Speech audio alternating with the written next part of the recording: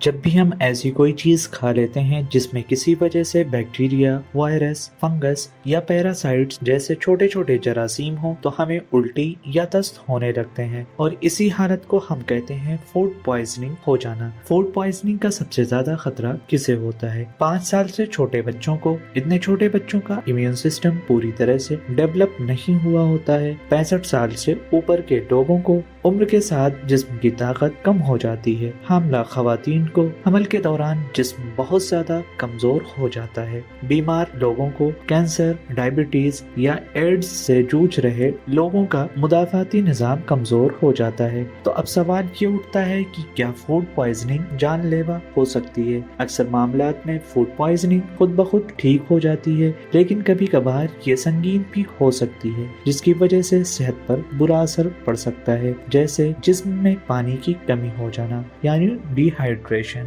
بار بار الٹی اور دست سے جسم میں پانی کی بھاری کمی ہو سکتی ہے۔ اسقاط حمل یعنی مس کیریج۔ حاملہ خواتین کو لسٹیریا بیکٹیریا سے زیادہ خطرہ ہوتا ہے۔ اس بیکٹیریا کی وجہ سے ان کا اسقاط حمل بھی ہو سکتا ہے۔ گردے یعنی کڈنی کا خراب ہونا۔ ای کولائی بیکٹیریا سے گردے خراب ہو سکتے ہیں۔ گٹھیا یعنی آرتھرائٹس، سالمونیلا اور کیمپیلو بیکٹیریا سے جوڑوں میں درد ہو سکتا ہے۔ بیکٹیریا اور اعصابی نظام کی پریشانیاں۔ کچھ بیکٹیریا دماغ تک پہنچ کر میننجائٹس یعنی دماغ میں انفیکشن یا گلین برے سنڈروم یعنی اعصابی نظام کی بیماری جیسی پریشانیاں پیدا کر سکتے ہیں۔ فوڈ پوائزننگ جتنی عام ہے اتنی ہی جان لیوا بھی ہو سکتی ہے، اس لیے اس سے بچاؤ ہی سب سے سمجھداری کی بات ہے۔ فوڈ پوائزننگ کو ٹھیک کرنے کے طریقوں کے بارے میں جاننے کے لیے ہماری اگلی ویڈیو ضرور دیکھیں، اور اگر آپ کو یہ ویڈیو معلوماتی لگی ہو تو لائک، شیئر اور سبسکرائب ضرور کریں۔